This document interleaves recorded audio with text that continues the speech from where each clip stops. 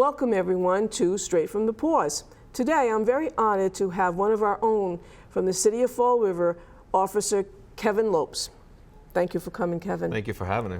We're so excited about this event we're going to tell everybody about. But first of all, I'd like to share a little bit of information about yourself. Okay. How long have you been on the police force with us? I've been a police officer in Fall River for about 15 years, a little under. 15 years. You don't look that old to do that. Good for you. Thank you. You're doing a good job there. Now, what about being a K9 officer? I started K9 in 2016, so just a little under 4 years now. Wow. And I didn't realize, and I want to share with the folks in Fall River as to why we're having you on the show today. We are going to have a fundraiser for the K9 officers in Fall River and their companions. And we're going to tell you a little bit more about that later and the whys. But we'll get a little bit more information from Officer Lopes. Now, tell me a little bit about the organization that you've put together now. Just recently, the K9 unit, we started our own K9 foundation. It's called the Fall River Police Dog Working Dog Foundation. And really, we use that to kind of supplement and offset our costs that it does cost for a new police canine. These dogs are very well trained. They're very well off as far as their treatment and support from the community. But with the financial obligations is where we needed a little bit of assistance. These dogs do come home with us every day. They are property of the Fall River Police Department, but they do reside at home with us, with our families. And so we started the foundation to kind of offset the costs of dog food, medical bills, and other equipment that the department may not provide for us on a daily basis. And that's where we came in as Forever Paws. The vet that I think you have, Dr. Comstock, is your Correct. vet. Well, not you personally, but your animals. Our and your dogs, dog's name is? My dog's name is Joseph. Joseph. So Joseph goes to Dr. Comstock, and she was sharing with us that, they're all 5 officers in the city of Fall River, and they all have to take the responsibility for their animal, their medical and all that. And that was quite shocking. I got to admit, I was like, are you sure about that, Cindy? And she's like, yes, I'm sure, because I'm their vet. I'm vet for 3 of the animals. So I immediately, Bev and I were talking and was like, well, we got to do something. That doesn't seem right to us. So I contacted, my first contact was Animal Control, Cindy Kadim, and I said to her, Cindy, are you aware of this? And she's like, well, I really wasn't. And I'm like, okay, so you want to help us? We want to have a fundraiser. So we're going to have a fundraiser. It's going to be at the Elks Club in Fall River on North Main Street. It's going to be on Sunday, August 18th. Seating starts at 12:30. The food is going to be distributed between 1 and 2. They have a bar there, so you have to pick up your own beverages whenever. And we will also have some pastries at the end as well for the visitors to come. The cost of the tickets are going to be $25. You can contact 508-678-0804 for tickets. And we hopefully will be there, everyone will be there to support our police officers and the K9s. It's really important. And I know I was concerned, I would rather have had it at 4 o'clock, as I was telling Kevin, so we could go to the beach during the day. But it is such a great event that this is when the Elks was able to do it for us, so we appreciate the Elks supporting us as well, and the police, so we're going to have it at that time. So please, contact the number, get your tickets, support our police. I was telling them about 200, but I was told that they can do it up to 250, 300 people. I would love to hear that we maxed out and had to get more tickets. Absolutely. So I think it's great. So can you tell me a little bit about the 5 police officers and what they all do with the dogs? We have 5 canines within our unit. We have 3 dogs that are strictly detection dogs and 2 dogs that are a combination of detection and patrol. Our 3 detection dogs are they're all black labs. They're the non-aggressive dogs. They're more passive when they locate something. So 2 of the dogs we have are firearms and bomb detection dogs. Wow. One of our canines is a drug detection dog, so it'll detect certain narcotics within the city. My dog is a strictly patrol dog at this moment. We're looking to see if we can get it dual-purposed as far as patrol and some form of a detection, whether it be narcotics or firearms. And one of our dogs currently, Oro, he's with Sergeant Jeffrey Richards. Oro is in his last month of duty to the city of Fall River. He's done a tremendous job over the years, but he'll be retiring soon. He was a patrol dog and also detected firearms. So we're going to miss Oro, but Sergeant Richards will hopefully be getting a new canine for the city of Fall River very shortly. My dog's name is Joseph. Joseph does patrol work. And a lot of people ask, what is patrol work? And that was going to be my question. yeah, a lot of people ask what that is. And literally, we search for people, whether it be a missing person, whether it be a suspect that may be on the run or hiding. But some of the amazing feats that we've accomplished together as a team, myself and I, my favorite is we had a little 6-year-old girl who is autistic. Mom was taking a shower and the little girl fled from the home. Oh. And so we were able to utilize Joseph to do what's called a track, where we tracked the child's scent from outside the door, and we located her about 6 blocks away. Wow. Playing in a backyard, safe and sound. So that's one of my favorite. It's a good story. Favorite, I guess, detection work that I've been able to work with Joseph. It's one of my favorites. Oh. And that is amazing. Now, can you tell us where you get your dogs from? The 3 labs were given to us. We were purchased out of Maine, Buxton, Maine, I believe it was, at a kennel there. They come fairly, as we call it in the canine world, green. They come fairly new, not trained in police work. Those 3 dogs were then brought back here to Fall River. They were assimilated to the families that they were going to be, the families and the handler that they were going to be working with. And then at that point, they started it's between 10 to 20 weeks of training. Wow. On what they're going to be specifically doing for work. My dog, Joseph, was purchased out of Pennsylvania, Shallow Creek Kennels, wow. Which is a fairly popular kennel out in Pennsylvania. The FBI trains there. Several other municipalities train there. New York Police, New York City Police gathers their canines from there. It's a wonderful, wonderful place up there. And so we took the 9-hour drive out there to pick out Joseph, and now he's here working at home with us. Now, so you get the 4, well, there's 5 dogs, but now did the city at least pay for the dogs to come to work for them? At this point, like, I can only speak for myself. I'm not really sure on how the canines were purchased. Joseph actually was donated. We had funds donated by Mr. Reverend Lawrence. Oh, yes. Yeah, and that man, since his passing, I mean, he holds dear to my heart, mm-hmm. as far as what he's done for our canine unit in the past, not just the present with the last purchase of Canine Joseph, but several years going back with other handlers. A lot of our canines were purchased, were donated through the donations by Reverend Lawrence and his family and his trust. So a humble thank you to his family still at this point. Yeah. He will be remembered for sure. Yeah, he'll be remembered for a long time in the city for many, many things that he did, which was absolutely wonderful. And if you've been around in the city for a while, you know that name. Absolutely. And his wife was a great animal lover too. Absolutely. I know that he and I used to have conversations about that. I never got to meet his wife, but I did get to meet Reverend Lawrence, which was nice.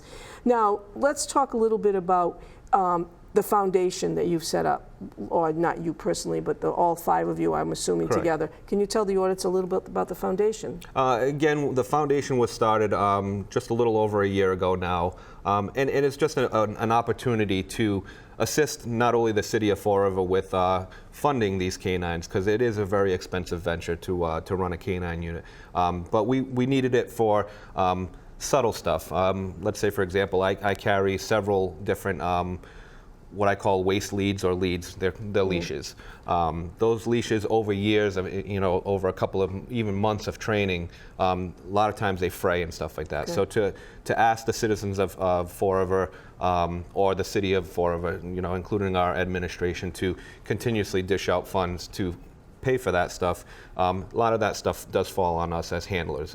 We're in charge of maintaining and carrying all of our equipment and the health of our canines, and so we wanted to do something as a group of canine officers to help offset those costs. Say, for example, just a chipped tooth in a canine, which happens frequently, whether it be from an apprehension or whether it be from training. You know, on average, it might cost about $800 to $1,000 to maintain that injury. So to continuously, you know, to make it cost effective, we ask that you know, the city all comes together and assists us with, you know, any type of small donation, whether it be a donation on our website or whether it be attending events that Forever Paws is putting on. It's so far in the past year, it's been a huge success. Good. Yeah, I mean, I know that I've read it in the Herald News, and you know, it was funny because it's something that you read, but at least for myself, I wasn't quite sure where it was headed. I didn't realize that you didn't get the medical. I knew that it had come up as a group, but again, because when it comes up about animals, obviously my curiosity is piqued, and I looked into it. But it was when Cindy told us about this, that was, you know, incredible. And I know from a shelter point of view, and also from personally owning animals, that healthcare can be very expensive. Now, would these animals qualify for insurance, pet insurance?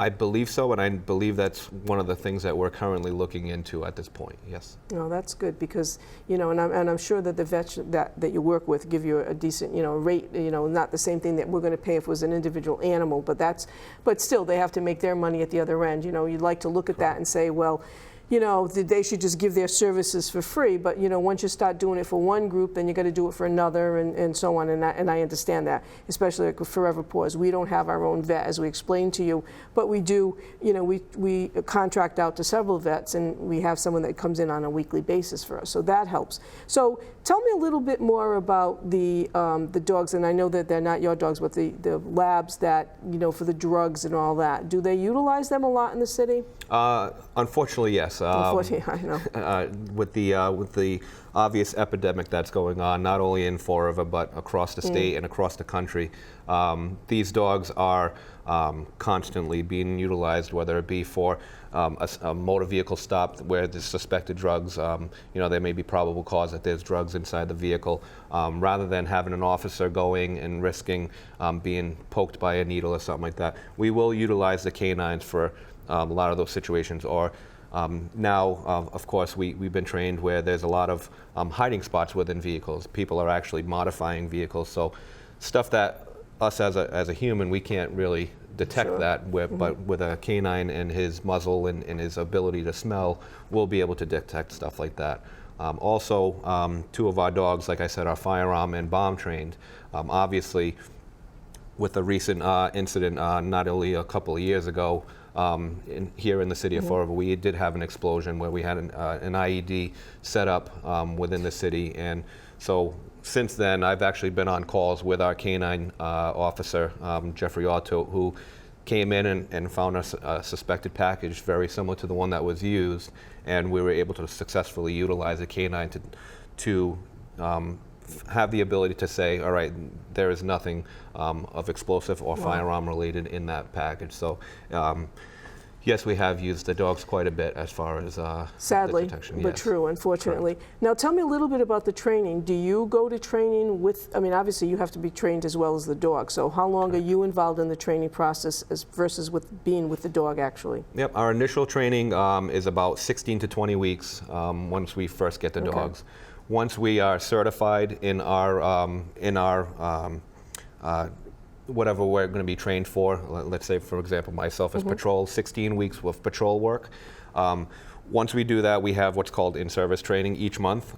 Each month I do 2 full 8-hour shifts of training with our dogs. And what's nice is between our groups, I initially started off with the Plymouth County Sheriff's Department. Currently, I'm training with the Bristol County Sheriff's Department, which we're building a decent group of canine handlers there. As a handler, I'm not only just working with my dog, but I am observing what other canine handlers are doing, and I'm picking up good habits. I'm looking out for bad stuff that we can work together. So as far as our training goes, at least 2 to 3 times a month we're going with our dogs, and we're training. So you meet with these other groups, and maybe this is not a very good question to ask, and if you don't feel comfortable answering, it's okay.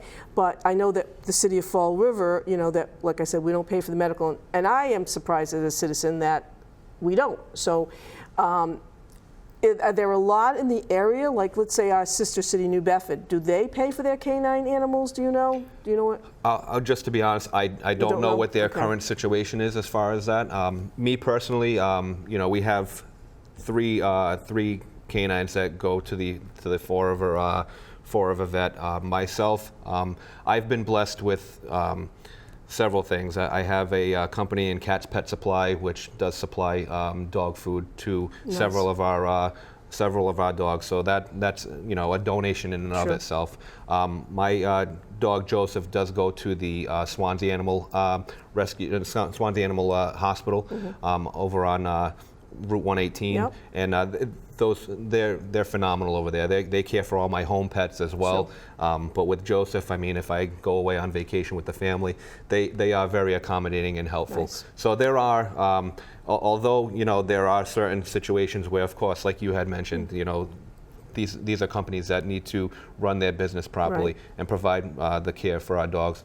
But there are quite a few amazing people out there that have assisted with us. So as far as New Bedford is concerned, I'm not sure what their situation is with the medical bills and stuff. Well, I think it's important that the citizens know. I mean, the residents of Fall River, we know that they're paying for the animals themselves, and I'm in the animal world, so I should have known that, and I didn't. So that's why I felt very passionate about doing this. I felt that it was very important that we come in and do something for the animals and for the police officers. I mean, we respect our police officers, and I know I personally do, and I think that they do a great job in the city. Thank you. And I thank you for all that you do, and I thank you for what Joseph does. And I just, at this point, I think what people have to understand too that, you don't have to have a lot of money to donate. You could give, $5, $10, just get in touch with them because you can donate. Yes, Fall River Paws is always looking for donations as well. I mean, we're a 501c3. We work mainly on donations, but we also know that it's important is paying forward. And I've talked on the show many times about how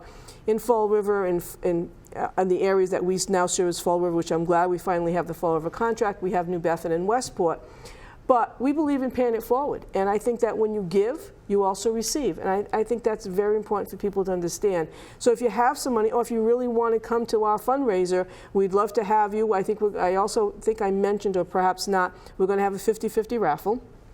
And also I had mentioned to the officers, I talked to Gary Barboza, one of the officers as well, and he was wonderful. He's been my conduit to this group, and just recently, like I said, this just happened in the last month. We just kind of put this together real quick, and we're hoping it's a very big success. But I said if they needed food and we had availability, I know that you probably have certain diets for your animals. Correct. So it'd be nice if sometimes if you could also just even have a gift card, like a to Petco or PetSmart, and they could go out and purchase. We talk about toys like Kongs for the animals, and because they do get to play. They're not just on the job like the officer 24/7. They get to have some downtime, and you have other animals. So they could use a Petco card or something. And the other thing too that happens with the shelter, and kids are really good in listening. They have like birthday parties, and they say, well, what can I do? Well, sometimes it'd be really nice if they get a couple of gift cards, for the police officers and the canines, and they can visit. And I know Officer Barboza and Kevin also told me, too, that you guys will go to different functions. I saw something on, I think it was just on Facebook recently, that someone had done a demonstration at a school. Correct. So that's fantastic. I mean, it's a give and take in our community. In Fall River, we get enough, and I'll say this publicly, sometimes we get bad publicity, like you said, all the drugs, it's all over, but you're in your own city, so you hear about it more and more. But people can go out there and really do something good. Be proud of what we're doing in our city, and be proud and look at they're protecting us in a way that before, and no offense to the human, the animals are given more than they could, and I think that's just phenomenal. I do. Now, have you done demonstrations at schools? We do. Quite often, actually. One of my favorite parts of being in the K9 unit is the actual community aspect of it. I enjoy having the little kids go in and seeing where Joseph sits. You know, they kind of amazed at the back seat of a police car in a canine cruiser. It doesn't have regular seats. It has a nice long soft bench, and Nice. you know, to have the kids. I mean, I've been able to do stuff for my own children at their schools and little parades and stuff. But it's very important that you know, we serve the community, not only in our regular jobs, but when we have that ability to connect with the community. Because, you know, a lot of people may not like the police per se, but everyone loves dogs and everyone loves animals. And what better way to kind of bring the two together with bringing our animal to show these children, and not just the children, but to show the citizens, and have them be able to approach me as an officer and you know, really build that bond and that connection, saying, you know, hey, Officer Lopes, he came by, you know, it might have just been stopping by at a demo with the dog, but I was able to talk to Officer Lopes or Officer Barboza, any of the K9 officers, and it just forms another outside connection to the community. So we really appreciate the community a lot, and we do quite often go out and support the community, and any type of support that we can get back in return would be huge for us. That's great. Now, you talked about your vehicle. The vehicle, I know it has K9 on it. Do you all switch over cars, or do you have, because I know you have to have a special car like you just mentioned. Correct. Do you get to keep your vehicle with you? Our vehicles do come home with us. You do? Yep, because like, for example, myself, I'm on call 24 hours a day. Every 2 weeks I'll be on call, and then another officer will take the on-call for the following 2 weeks. But like, say for example, this week I'm on call, so I need to be prepared, whether I'm at home sleeping, which has happened many a times, or whether it be I'm on shift. That way I have all my gear. There's so much gear that's involved within a K9 unit, whether it be leashes, harnesses, our canine food, our water for the dogs. You know, I'm also on the emergency services unit, which is considered the SWAT team of the station. So with that, I have other vests, other Kevlar equipment, and, you know, other specialty equipment. So in order for me to have to switch over from cruiser to cruiser would be very difficult. So thankfully, we have been assigned, each 5 of the officers were assigned our own vehicle, which we're able to maintain, and the department does support in the maintenance of our vehicles as well. Well, that's good. And Absolutely. that schedule that you just mentioned, so you're on 24/7. Correct. Really? So like so I was wondering about that, because you said, like, you know, something like, okay, there's a bomb threat. I mean, like, say a high school, you know, unfortunately, or we're at BCC, and Correct. you have to be available to go right away. So Correct. that makes a lot. And then so, wow, and every 2 weeks, you said? Every 2 weeks, I'll be on what's the on call status, and at that point, you know, I need to make myself available to the department. I mean, have there been times, you know, say for example, I was at my daughter's recital earlier today. I feel bad about that. But I will call a fellow officer and say, hey, can you cover me for a couple hours? And we work very well together in providing that coverage. We also have huge support from outside of just the Fall River Police Department with the Bristol County Sheriff's Department. They're always willing to you know, get a call to assist, not only to assist, but if I'm not available, you know, we can always count on them. Somerset Police Department also has a great canine unit that will come in and to assist. Seekonk Police, New Bedford Police, Mass State Police has also come in to assist. Wow. So, you know, we kind of consider ourselves as canine units, you know, a unit within a unit, you know, so like one of my first apprehensions with Joseph was in Westport, so you know, we work very well with our surrounding communities. Oh, that's good to know. I you know, wasn't aware of that, and, Yep. and it's, yeah, because it's the same thing with the fire department. If they need extra help, Correct. extra vehicles, they come in. So now they also do with the police and the canine units. Correct. Interesting. Is there something special that you'd like to share with this audience about what you're doing on your job? Is there, you know, I know you mentioned about the little girl that was special, but is there anything else that comes to mind when you think about the canine unit being different than just a regular, just not just a regular officer, but just being a police officer? I mean, the only thing I can really share, kind of an insider stuff, is, you know, our jobs are very important to the community. Our jobs are very important to the police department as well. You know, I mean, I can go on and on as far as examples of the usages of the canines, but I think the most important thing is knowing that We are a tool. The dogs are a tool. They're there to save our lives as well as us to save our canines' lives. We've had use of the dog everywhere from searching for missing people to apprehension of suspects of some major crimes. You know, we know it's a very dangerous position as well. As a handler, I'm trained as to watch my dog. And so with that being said, you know, recently we lost a fellow canine officer that trained with us, and Sean Gannon. Yes. And it's something that it reminds us that, you know, these are our partners, and you know, and Sean was killed trying to save his partner. Right. You know, and so we love our animals, and we love the fact that we get the opportunity to go out there and work. I'll be working tonight from 4 to 9, and I'll be out there walking the beat with the dog. And you know, it's important. You know, don't be afraid to come and say hello to us. You know, Joseph is a very friendly dog. He's able to work well with the community. He can turn it on and off just like I can as an officer. So we work really well together. But I guess you know, it's a lot of fun to do. It's a great job, and I really enjoy having the opportunity to do it. You know, you look at a police department of over 200 officers, and there's only 5 of us that have the privilege and honor of holding this position. So, well, that's well said, a privilege and honor, and I agree with that wholeheartedly. I've got one quick question for you. Absolutely. You mentioned that one of the dogs was retiring. What happens to the dog that retires? Once the dogs retire, they no longer are considered officers with the Fall River Police Department. They will retire at home with us. They can? Correct, yep. Oh, we have the ability to quote unquote per se adopt the dog, and we still care for them and we maintain them. And that was one of the other reasons why we started a foundation, is to care for our retired canines. So, you know, the department will provide us certain funds for our normal everyday training and our normal everyday equipment, but just not enough to provide it for a retired canine. So that was another aspect of having the Working Dog Foundation. Well, that's amazing. I can't thank you enough. I've learned a lot today. I'm sure my audience learned a lot as well. Thank you for having me. And I think I'm looking forward to our event. I hope a lot of you out there start calling the number and start purchasing some tickets. We're going to get the advertisement. Now, when you see this show, we'll already have the advertising out.